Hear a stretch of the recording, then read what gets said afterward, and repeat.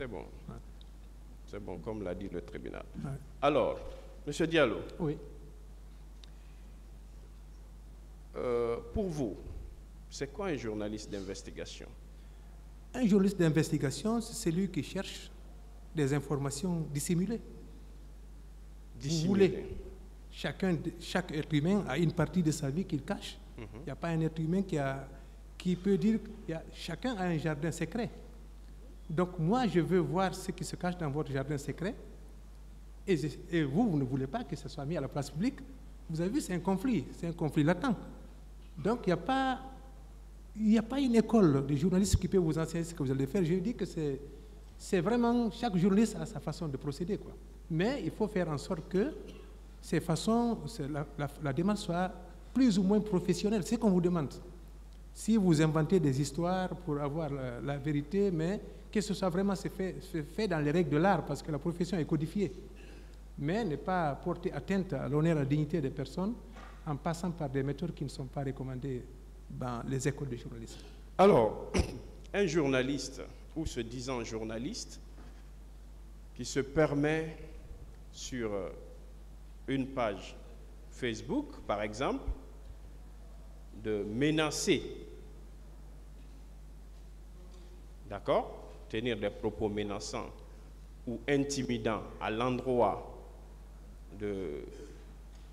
d'anciens commis de l'État ou de personnes qui ont occupé de hautes fonctions au sein de la République, par exemple en disant, si je vais déballer dans les jours à venir, je vais dire ci, je vais dire ça.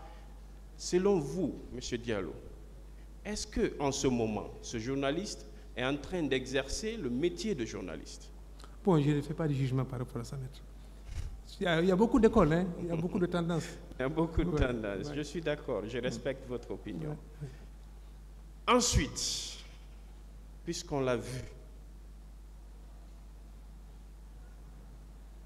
entre le métier de journaliste et le métier de blogueur, parce qu'aujourd'hui, il y a une confusion qui se crée autour de ces deux, si vous voulez, ces deux pratiques.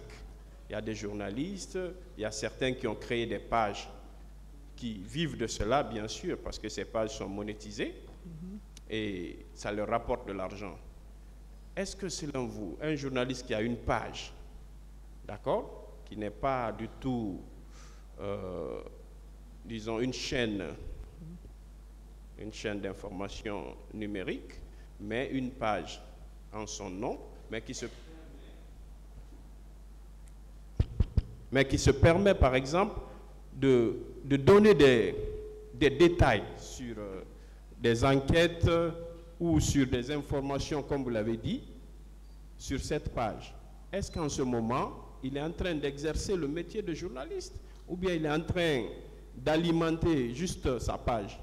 S'il a suivi les règles d'éthique et de déontologie, c'est-à-dire recouper l'information, mener des enquêtes dans les règles de l'art, à ce moment, il a informé. Parce que ce qu'il a dit, il a cherché. Il a cherché. Oui, ça c'est l'information. Là, il est en train d'informer. Oui, il est en train d'informer. Je suis d'accord. Absolument. Mais lorsque ce journaliste a tenu des propos sur cette page et que devant ce tribunal, il vient tenir d'autres propos qui sont diamétralement opposés, est-ce qu'en ce moment, on doit accorder du crédit à ce qu'il dit devant ce tribunal?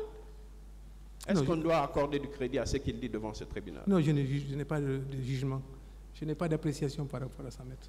Je vous comprends. Ouais. C'est la confraternité.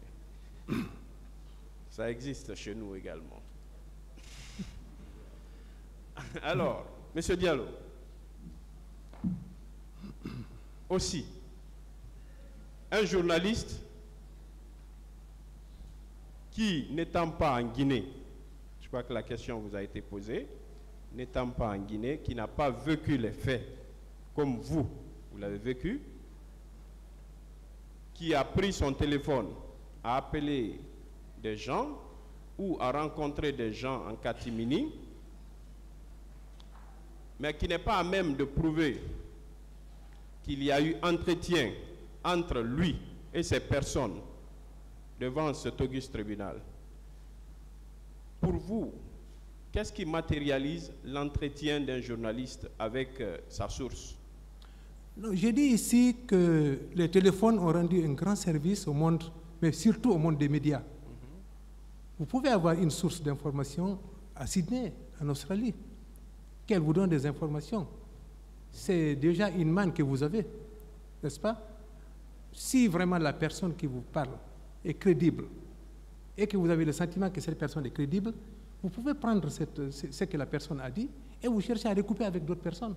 L'essentiel, c'est de toujours avoir, l'idéal, c'est être sûr que ce que vous écrivez, n'est-ce pas, est d'une personne crédible et que c'est corroboré par d'autres. Mais on ne peut pas, si on disait qu'il faut que les journalistes soient partout à la fois, on n'allait pas être informé. On ne peut pas être partout à la fois, il y a des moments. C'est pourquoi le téléphone, j'ai dit que le téléphone a révolutionné les rédactions. Je suis satisfait. Mais est-ce que ce journaliste qui a donné ces informations-là n'a pas l'obligation, par exemple, de prouver qu'il a effectivement eu un entretien avec cette personne? Non, je pense que s'il l'a fait, s'il l'a publié, c'est qu'il ne peut pas inventer.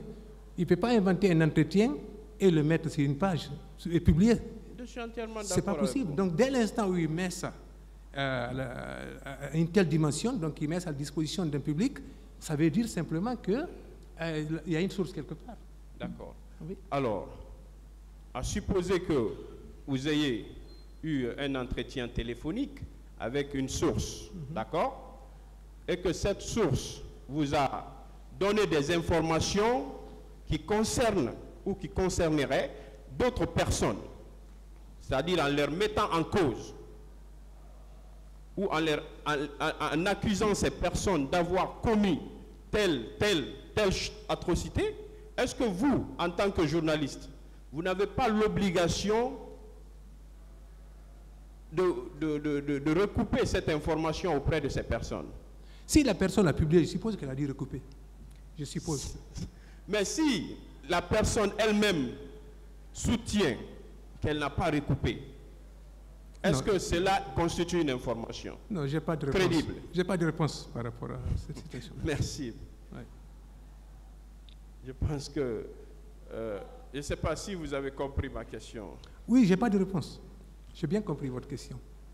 Alors, en tant que professionnel, enseignant, est-ce qu'un journaliste a l'obligation de recouper des informations lorsque votre information compromet une autre personne, une tierce personne? Même lorsqu'elle ne compromet pas.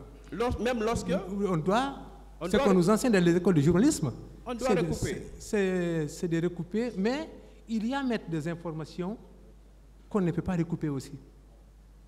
Quand il y a un coup d'État dans un pays, n'est-ce pas? Quand l'armée est en train de lire un communiqué dans une rédaction, dans une station de radio ou quelque part, pensez-vous avoir le temps d'aller recouper cette information? Non, mais vous utilisez, comme je vous ai dit, des canaux pour dire, vous avez vu et vous décrivez ce que vous avez vu. Vous n'avez pas aller dire à quelqu'un qui... Ça, c'est l'exception. Non, ce n'est pas une exception. Je dis que c'est une école. Il y a des tendances. Il y a beaucoup de tendances en journalisme.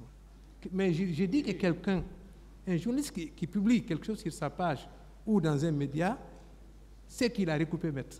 Ou il a des sources vraiment il ne peut pas dévoiler les sources. Il ne peut pas non plus vous dire, parce que s'il vous dit, les avocats, vous aimez toujours aller plus loin, s'il vous dit ces sources, vous pouvez demander le contexte de ces sources-là. Nous avons l'obligation de protéger nos sources.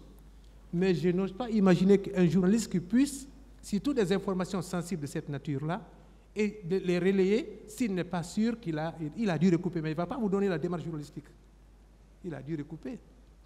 Je suis satisfait, M. Diallo. Voilà. Je vous remercie pour vos questions et surtout votre franchise. Merci, M. le Président. Merci, honorable membre du tribunal.